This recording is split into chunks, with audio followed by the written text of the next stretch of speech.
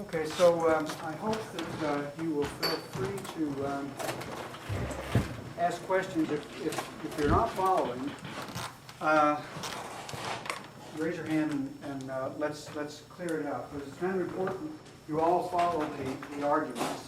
And so I'm going to talk today a little bit about what I think we understand about the origin of the solar system, and that includes both the sun and the planets and so forth. And in order to do that, I'm going to ask you some questions.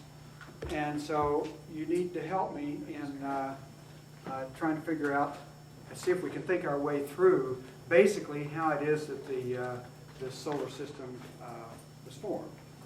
So I'm going to ask you three questions. And one of them is, what are the general characteristics or systematic properties of the solar system that any successful theory about its origin has got to be able to answer? So any ideas about systematic? Yes? Planar aspect of it? Yeah, right. So all the planets mostly orbit around the sun in the same plane. And it's almost essentially the same plane as the equator of the sun. Okay, so that's one thing. What about some others? So coplanar orbits, yeah.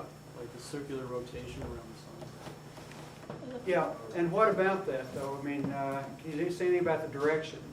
They all move in the same direction. They all orbit the sun in the same direction, okay? And that's true of every planet. What about their moons? The moons of the planets.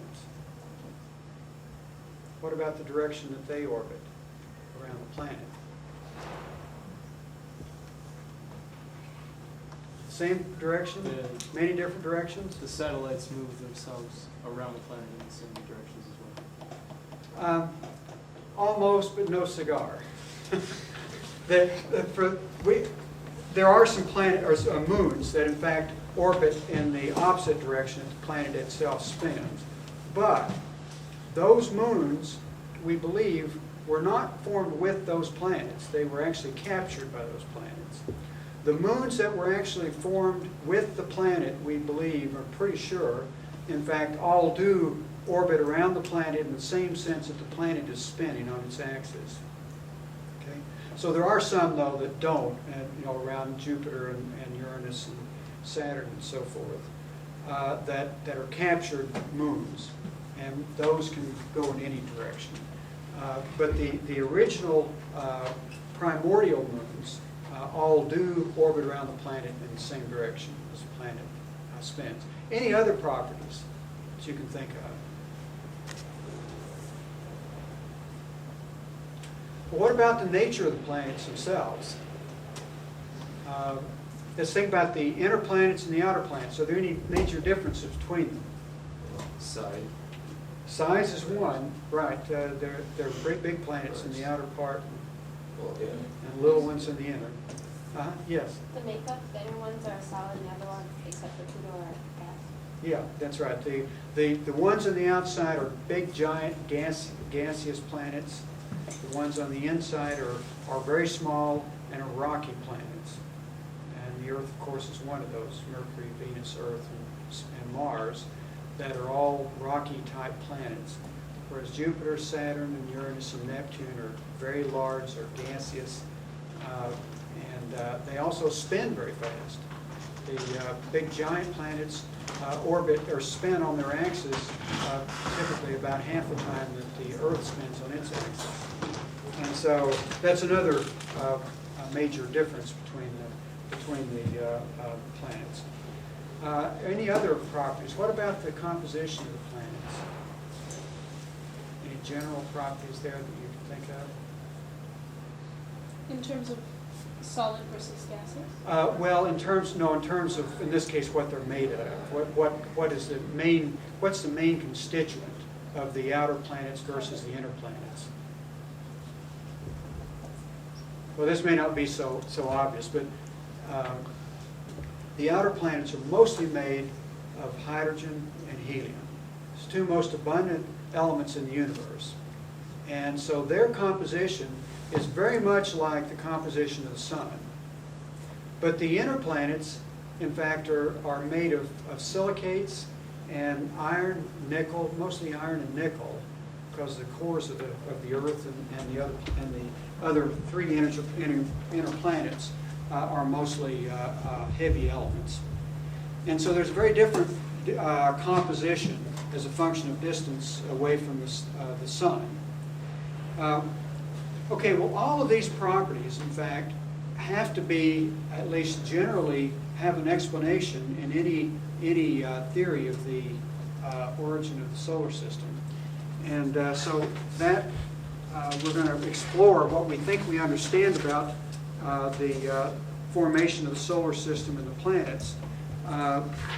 And with the realization, of course, we've got to answer these questions. Another question I want to ask you is, what's the nature of stars? Are they solids? Are they liquids? Are they gaseous? Or some combination of these? Are they also plasma, or are they not high enough for that? Well, plasma is a fluid, which, in fact, in this case, is gaseous. So the question is, are they gaseous all the way through, from right down to the center? Wouldn't the pressure become so great that it would have to condense to at least liquid? It's a good question. Actually, the question of whether something becomes a solid or a liquid depends really on the combination both of pressure and temperature. And it turns out that in stars that the temperature increases rapidly enough as you go in toward the center of the star that they're gaseous all the way through from surface to center. They are not solid. And you might ask, how do we know that? That's what I would ask anyway. And it's a good question. And the answer is that, in fact, stars are very simple objects. They're very simple to understand because we know what the energy source in stars are. It's basically nuclear reactions. It's hydrogen fusion. And we know how much energy is produced by hydrogen fusion, and so we can calculate the very simple relationships, actually. It's not complicated. It's mainly the perfect gas law. We can determine that at any point in a star, the conditions are always such that it's gaseous. It's never solid, and it's never a liquid. And that makes stars very simple. We know more about the centers of stars than we do about the center of the Earth. The Earth is very complicated, and planets are very complicated because, in fact, they do have these combination of solid, liquid, and gaseous medium. And so, as a consequence, we really don't know nearly as much about the center of the Earth as we do the center of the Sun, and other stars for that matter too. Okay, so stars are a big ball of gas, basically. Now, that brings me then to the main point of this, main points we want to talk about today, and that is how are the sun and planets formed? And that raises two other questions, two very simple but complicated questions to answer. And they are these. How does a cloud become gravitationally unstable and collapse under its own gravity? The second question then, once you've answered this one, the second question is then, how do stars shed angular momentum to allow matter to fall onto a forming protostar, or a star that's in the process of formation? And we're going to try to answer those by kind of thinking our way through the processes we can. So let's think about a cloud of gas out in the medium between the stars. And this cloud of gas is made up of mostly particles, molecules really. It's a molecular cloud. It's very cold, and for interstellar medium material, it's very dense. It may have 1,000 particles per cubic centimeter. Now that's dense in the interstellar medium. It's like a rock. But does anybody know how dense the air that you're breathing is? Any guess? Okay, it's very, very dense. We live in a place that's very, very odd for the rest of the universe. the density of particles that you're breathing is something like 10 to the 19th molecules per cubic centimeter. Okay? The density of this gas here is like 10 to the 3 per cubic centimeter. So there's something like 16 orders of magnitude difference in the density of the gas that you're breathing and the density of these what we call dense clouds in the medium between the stars. So we're really talking about real fluffy things here, in fact. Okay, so the question is, how do we cause this cloud to collapse on itself? And so that raises the question of forces here. What is it that could support? I mean, this cloud, let's say, does have mass, right? Let's say it may have 1,000 solar masses of material there. So it's a great big fluffy thing. And so we want to know first, what is it that supports that cloud? Why does it stay fluffy? Why does it just collapse on itself? Because gravity wants to pull everything together, right? What is it that can support the cloud and keep it from falling, completely collapsing on itself? Wind? Pardon? Is it wind? As in, like- Well, if there were stars in there, wind could do Solar it. wind? Let's assume that we're talking about a cloud where there's no stars in there, so there's nothing to form a wind. Is it its angular momentum? What? The angular momentum? Well, it probably has some momentum, but not at this point. What we're after here is a force. Let's say, suppose you're a molecule sitting right here, magnet. and you know that there's one force acting on that, right? There is all the matter that's in the inside of that is causing it to want to go in that direction. What's keeping it from just falling in there? That's the question. Yes. Are they moving and bouncing off of each other? They're all moving. They're all moving according to the temperature, right? Temperature is a measure of how fast things are, average speeds of particles. So they're all moving. And so what does that do for you? They bounce? Pardon? They bounce off each other? Yeah, they bounce off each other. And so what do we call this force, though? There's a force that's associated with this, or a property. Magnetic? Magnetic forces? Well, there are magnetic forces in there probably too, but you're missing the most obvious one here. So we're going to keep it out until we get it here. What is it that? Let's talk about the tires in your car. What is it that supports that? Pressure. Pressure, right? Pressure is force per unit area. Okay, so it's pressure that will support this cloud. Okay? Internal pressure. Now, let's dig a little deeper here a minute. What is it that causes pressure? There are two quantities that tells you how much pressure you have. Somebody tell me what those are.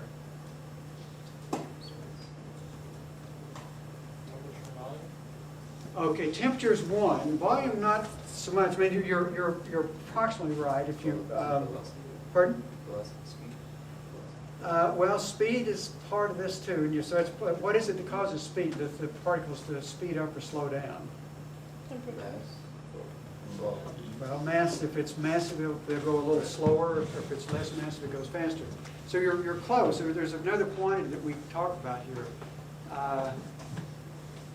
When you go outside, you put your coat on. Why do you put your coat on in the wintertime? Temperature. Temperature. It's colder out. Okay, so temperature. So there are two quantities that make pressure. The density of particles, or the number of particles per cubic centimeter, and the temperature. You raise the temperature, particles move faster, raise the pressure. Lower the temperature, they move slower, lower the pressure. If you increase the density of the particles, number of particles per cubic centimeter or per unit volume, pressure goes up. Okay, so internal pressure is what keeps this thing from going out. There's a pressure on this, if this cloud is stable, that's equal and opposite to the gravity. So internal pressure is what supports the cloud.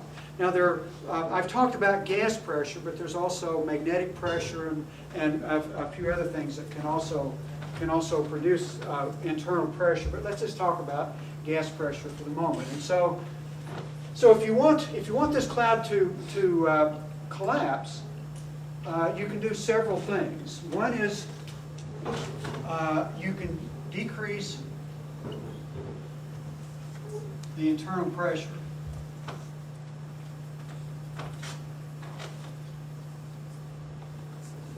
And how do you do that?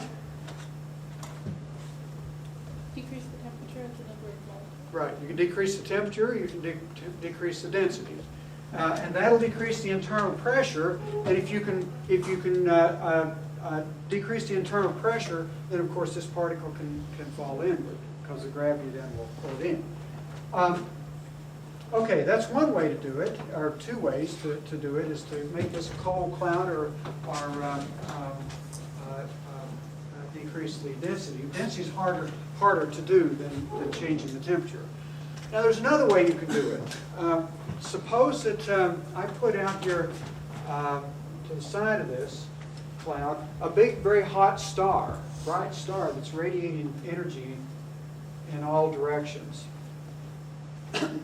That star, in fact, can do some things to the matter around that globule of gas. Ionize it? Ionize it, that's good. So what we're really doing is we can do another thing. We can say we can increase the external pressure.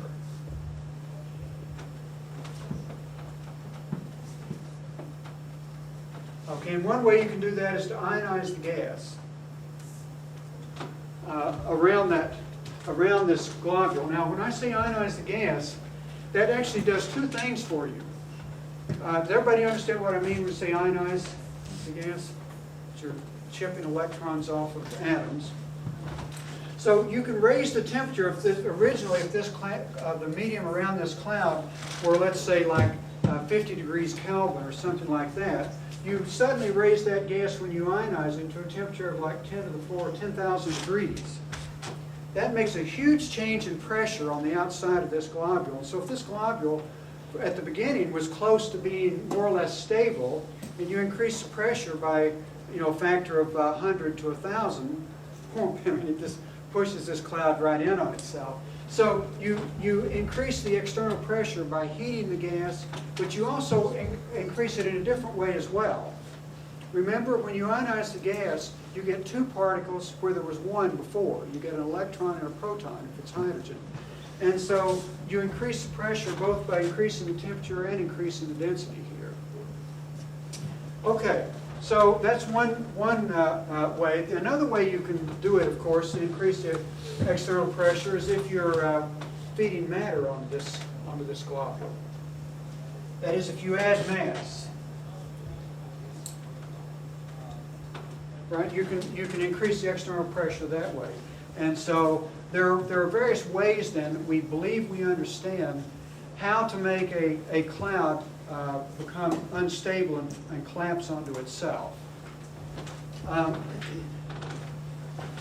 Okay, so I'm going to come back to this second question here in a moment. I want to show you some reasons. We get some idea now of how these things might come about in nature, and I'm going to show you some pictures that I believe will illustrate that.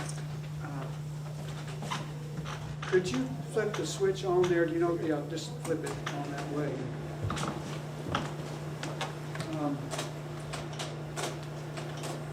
Okay, here's a picture of a region. You see that very dark area in there where there are very few stars. There are lots of stars around this, but it looks like there are very few stars in here. The ancients, when they first saw regions like this, and there's some of these you can see with the naked eye quite clearly, originally thought that these were holes in the sky. Of course, that's not the case. What you're really seeing here is a nearby cloud of gas and dust that is almost opaque. And so you don't see any of the background stars through this cloud. The stars you're seeing here are foreground, closer to us than that cloud that's obscuring the stars in the background. And those are what we call molecular clouds that have quite high densities. They're very cold, maybe as cold as 10 degrees Kelvin, or 10 degrees above absolute zero, and relatively dense. And what's obscuring the stars here is the dust in there. Here's another example where since you see no stars through that, this thing is absolutely opaque, and it's close enough to us that there aren't any foreground stars. Here's one of my favorites. You see that this field is just riddled with stars. Here's a star cluster of nice blue hot stars. Over here is a cloud where you see very few stars. These are the birthing grounds of stars. This is where stars can be born because they're cold, therefore have low internal pressure, they're dense, and so any slight perturbation from the outside on this will cause them to become unstable. Now, here's the very famous Hubble Space Telescope picture of the pillars in the Eagle Nebula. These are columns of cold molecular gas that are being exposed by ionized gas. Remember, if you increase the external pressure by ionizing the gas around them, well, here you can see flows of gas away from this pillar that's being ionized away and uncovering little globules in here that can, in fact, they're cold and dense, and when exposed, in fact, can be compressed into forming stars. Here's a little finger it's called an egg. That's going to probably become the sign of a star, forming a star there and here and here and here. Some beautiful little things in there if you look very carefully at this thing. What you're seeing is the birthing ground of some stars here, produced by a hot star in the background here that's ionizing this whole region around here. It's just essentially a perfect demonstration of the place where stars. Yes. How large is the distance that it is? This nebula, I think, is about, let's see, about 2 kiloparsecs. So that's about 4,000 light years or so away, a little more than that. So it's in our neighborhood, so-called. This is just a close-up of the tip end of that pillar, and I just want to bring your attention to these little things here, here, here. Those are regions that are just being exposed to this hot stellar radiation. When you see, let's say, this flow of gas, this is stuff flowing away from this surface due to the hot radiation from that star. Here's another one, a dark nebula, or a molecular cloud, all this stuff here, that's interacting with some hot star over here. And you see these bright edges and so forth, where the ionization stops. And down in here is where stars can form. Those are they provide all the material you need to make stars. This is another region of dark nebular gas where stars can form that have been exposed to radiation of hot stars. So there are many examples of this. Okay, so let's come back then to our second question. We've kind of answered here the question of, in a sense then, how does a cloud become gravitationally unstable? In broad brush terms, we kind of understand that. And you can do it in a variety of ways. Nature is very inventive, in fact, and so you can't say that there's one single way that this happens. But we do know that exposure of these molecular clouds to the radiation of ionizing stars or hot stars certainly does do it in many cases. But you can also think of ways to do this without a star previously being there either, by growth of clouds and so forth. Now let's come back to this question here. Once you start a cloud succeeds in becoming gravitationally unstable and collapsing, it would sound like that's the end of the story. You just allow this stuff to continue to collapse until you make the star. No, it doesn't work that way. The size of a cloud, initial protocloud that forms a star, may be something like 10 million times larger than the size of the final star. And that means that the angular momentum, in a sense of a particular particle, has to increase by a factor of 10 million. That's a lot.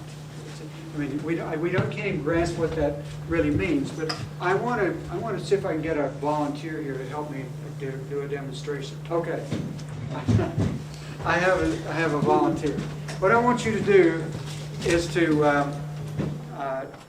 we're going to spin these balls here. And what this does, if I push this handle, all it does is it makes the balls come into the center, right? That's all it does. It doesn't produce any additional spin or anything like that. Now I'm going to start this to spin. I'm going to ask you then to press on the handle here and watch what happens. Okay, so let me just start it spinning. Okay, now bring it in slowly. Keep going in. Go on. Further, further, further, further, further. Come on. Further. Okay, now let off. Let off. Boy. Now do it again. Mm-hmm. Go ahead. Okay. Okay, so thank you very much. Now, would you tell me what, when you were doing that, what happens as you got closer and closer to these balls, got closer and closer? They started spinning around faster. Okay, that's one thing. What else? Gets harder to push down. Yeah, were you having to press harder and harder as they got closer? Yes. Yeah. Okay, so the closer these two balls get, the harder the more force he has to apply. In fact, he couldn't get him all the way in. And he's a strong guy. Okay, thanks. So, yes, a round of applause here. So, this was a demonstration of a fundamental principle of physics. What is that demonstration? What is the principle? Conservation of angular momentum. Conservation of angular momentum. Okay. And the thing is that a particle of gas here that's falling in toward the center has to also abide by that rule. That as it's moving in toward the center, in fact, it's not moving radially inward, right? What does a path really look like? A spiral. It's a spiral. It's spiraling. It's rotating, and at the same time moving inward. And so the path of this object here is really one that does something like that. It's exaggerated, but that's kind of what it's trying to do. And of course, as it gets closer to the center, it also has to spin faster and faster and faster. Now, at some point, it'll reach the point at which the angular momentum increases so much, or the orbital speed increases so much, that the centrifugal force, actually becomes so large that it becomes equal to the inward force of gravity. And so you have, in that case, a balanced force then. And that, in fact, is what's referred to as the centrifugal barrier. And once a particle is moving at that high an orbital speed, it can't go any further in. And that's the problem. And that's what the relevance of this little experiment or demonstration here is to the formation of stars. Is that even though you can get a cloud to collapse under its own gravity, doesn't mean that all that mass is going to end up on that star. In fact, most of it doesn't, we believe. Somehow, a star has to figure out a way to get rid of angular momentum in order to allow this particle to move in closer to the center to fall onto the star. As I say, this is not a small thing. It's something like a factor of 10 million that this particle gains in angular momentum, or it doesn't gain in angular momentum, but the orbital speed increases by a factor of like 10 million or so. And so if a particle doesn't fall very far before it reaches this centrifugal barrier. And it was only until very recently that this was a deep mystery of how. I mean, you look out into the star, you saw those pictures, and you see that there are millions of stars, billions of stars actually in our galaxy. So we know that those stars formed, and we are pretty sure that most of them formed by doing this process I'm talking about of accretion, where the cloud actually slowly collapses on itself, yes. But does it collapse always onto one star? No, not always. Sometimes you form double stars, sometimes even multiple stars. Now, some of those stars are formed later. Some of them are also what we call primordial binaries, or multiple systems, that form out of this collapsing cloud. And I'll talk about that in just a minute, but that's a good question. Well, as I say, stars have figured this out, even though humans haven't figured it out. Stars have. And we know in broad brush how they do it. I mean, we know, how do I want to say this? We don't really understand how they do it, but we see how they get rid of angular momentum. That's the way I guess I want to state it. So let me show you some pictures here of this process. Okay, if you could turn the slide projector on again. I'm going to show you some pictures. Starting out with some objects down here in this great big ionized cloud, which, do any of you recognize this, by the way? It's what's called the Great Nebula in Orion. It's in the sword of the constellation Orion, which you can see tonight if you go out and look. And you can see this nebula in the, it's kind of like the middle star, I think, in the sword of Orion. So it's a nearby massive star formation region. And in here there are lots of stars that are forming. And I'm going to show you some of those. This is a picture here taken with the Hubble Space Telescope. Here's a star right here. And this little circular region around there is a disk around this star. And so I want to back up here a minute. I forgot to tell you something. So let me do that here before we go on. First, let's suppose we have a star that's collapsing. What do you expect to see? And there are three properties of a forming star that you should expect to be able to observe if you're really observing a star forming. You have this cloud of gas here that's represented by the green, and you have the whole thing kind of collapsing on itself. And if you follow the path of a particle, it does something like that. It starts out pointing right toward this central object in every case. And as it gets closer and closer to the center, it of course its path gets turned because of this conservation of angular momentum. Can't get any closer.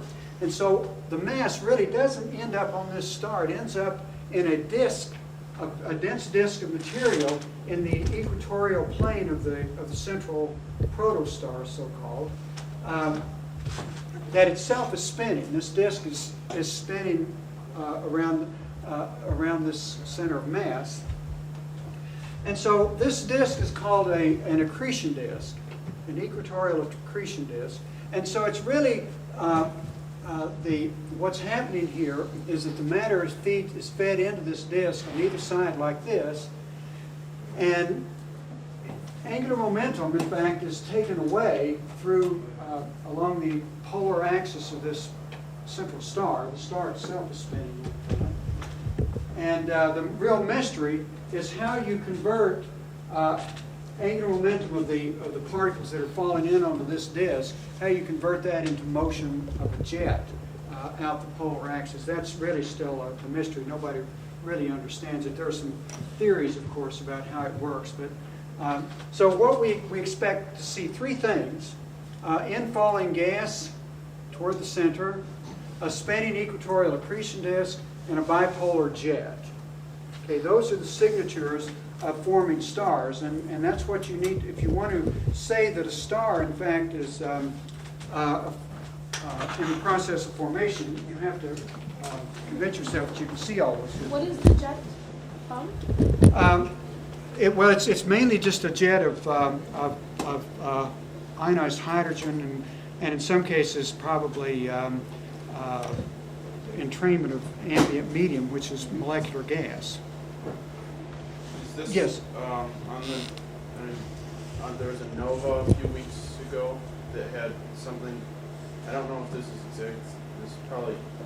Anyways, they were talking about how on the gamma ray bursts, it looks sort of like that. Is that similar? I think it's similar, except the gamma ray bursts are much more energetic. I mean, none of these, the stuff that I'm talking about, are what's called relativistic. That is, they're not moving close to the speed of light.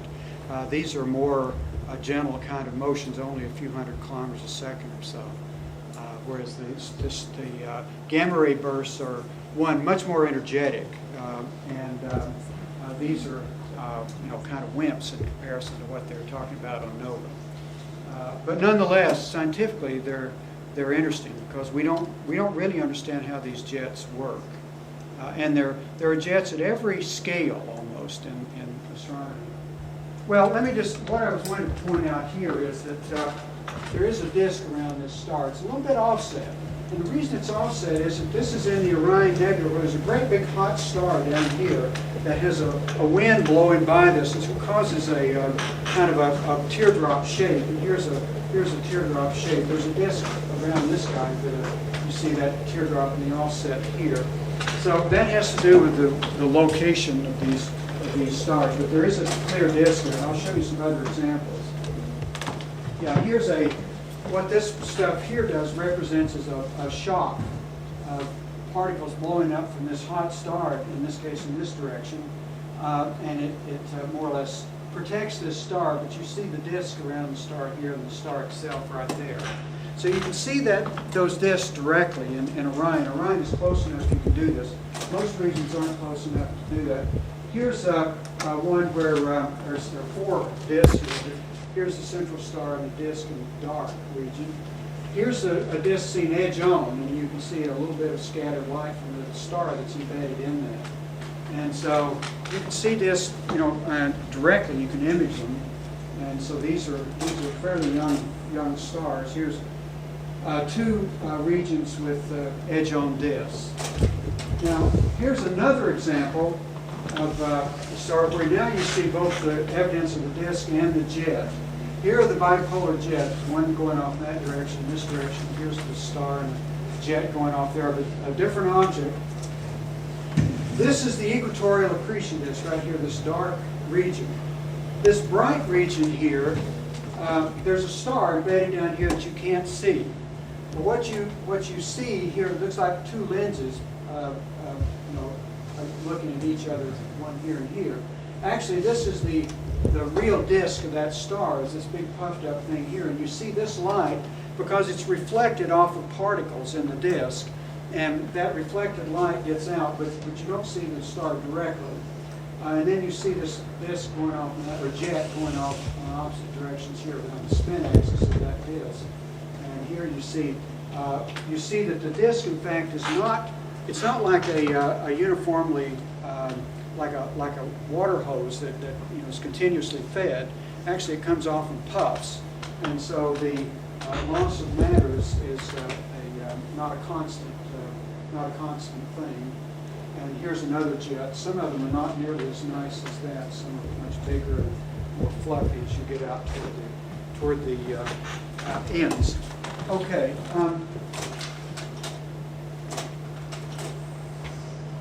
Okay, so I'm going to come back to that slide here in a moment. I want to now try to do a quick summary. Okay, so what's actually happening? Someone asked about stars, double star, binary stars and things like that forming. And actually, there are about 4 stages of star formation you can see here. Here's a region. This originally started out as a great big cloud like that, but as it starts to collapse, it fragments into pieces due to its trying to get rid of angular momentum, and so it ends up with 3. In this case, 3 different centers are globules of gas. And so if you take one of these globules and see what happens a little later, it forms a central protostar in there with an accretion disk around it, with matter falling onto that accretion disk, okay, from the cloud around. A little bit later, this disk can only absorb so much angular momentum, and somehow it's got to figure out a way to get rid of that angular momentum. And it has done it by producing these jets along the equatorial, or the spin axis of the central star. Now that process of how you convert inward motions like this into motions going out along that spin axis is still a mystery. But we know that stars do it because we can see that happening. I mean, it's an observed fact. And so this is then, you know, there's a period where the star is both accreting matter and blowing it out at the same time. Seems kind of paradoxical in a way, but that's the only way that you can get matter from this disk onto the star, because you've got to get rid of that angular momentum in some way. Stars, let's say, apparently do it by producing these jets. So at some point, again, another thing we don't understand is the star says, I've had enough. I'm not going to swallow any more matter. And so it ceases to accrete matter, and then it's left with this remnant accretion disk here. And it's that accretion disk of matter that's also orbiting around this central star that ultimately condenses into forming the planets. So the planets and the star, in fact, the formation of planets and the stars are one and the same process. Okay, it's you know, they're not a separate process at all. And okay, so let me then just quickly come back to this last slide. If you just turn that on, I think it's on the right spot. Yeah, so what you're left with then is this central star. There's no longer any accretion occurring here, but you're left with this accretion disk. And in this accretion disk, then you start to get little particles starting to, as they bump into each other, stick through their own gravity. And slowly, these centers of accretion start to build up. And ultimately, they sweep up the matter in this accretion disk and form the planets. Now, let's come back to our original question here. And that is, we said that there are these general properties of the solar system that any theory of the formation of stars and planets have to be able to answer. Remember, some of those were the coplanar orbits. The fact that all the planets orbit the sun in the same direction, and the planets spin in the same sense as of their orbital motion, and so also do the moons of those planets orbit around the planet in the same sense that the planet's spinning on their axes. All of these are natural consequences of this picture that I've shown you here, because the equatorial accretion disk has angular momentum, and all the matter is spinning initially in one direction. And if you form the planets out of that material, they're going to have to spin in the same sense. And if you form the moons of those planets out of the same material, they also have to orbit the planet in the same sense that the planet is spinning on its axis. So all that holds together with a simple kind of picture. Let's see, we also mentioned something about the nature of the planets, that the inner planets are small and rocky and fairly slow rotators. The outer planets are massive, gaseous, and that their compositions are quite different. Those general features also you can understand by the fact that the central star produces a strong temperature gradient in that disk as you go from close to the planet further out. And so the light elements like hydrogen and helium and so forth can't, they're volatile, they're very light and easy to get moving. And so if the star has what we call a wind or radiation, all of that, high temperatures, basically clean out the inner part of the solar system of hydrogen and helium and the lightest elements. And so for the inner planets like the Earth and so forth, the most abundant element in the universe is hydrogen and helium, but we have very little of it here. So we live in a very, very unusual place in the universe because of the way our solar system was formed, this temperature gradient that's produced by the central star. And so most of the features, the general features that we talked about in the very beginning, in fact, you can understand in a broad brush way. But if I've told you anything today, what I'd like to leave you with is the idea that there's still a lot to learn. I mean, we know the broad brush outline of kind of how we believe stars form, but still a lot of the physics, a lot of the details still are not answered. I've spent the last 10 years of my life trying to figure out some of these questions of how you convert. So you have a star that's down here accreting matter onto an accretion disk, and how do you convert this kind of motion here into an outward jet? That turns out to be a really complicated problem. And we believe it has a lot to do with the structure of the magnetic fields in these regions, but we've not been able to map the direction and structure of the magnetic fields in these regions to know whether in fact any of these theories have anything to do with reality or not. And this is a lot of the problem in astronomy is figuring out, a theoretician can always come up with an explanation for why something happens, but it's much more difficult to make the observations, to actually test those, to make sure in fact that they that they match reality. And that's one of the big problems in this problem here.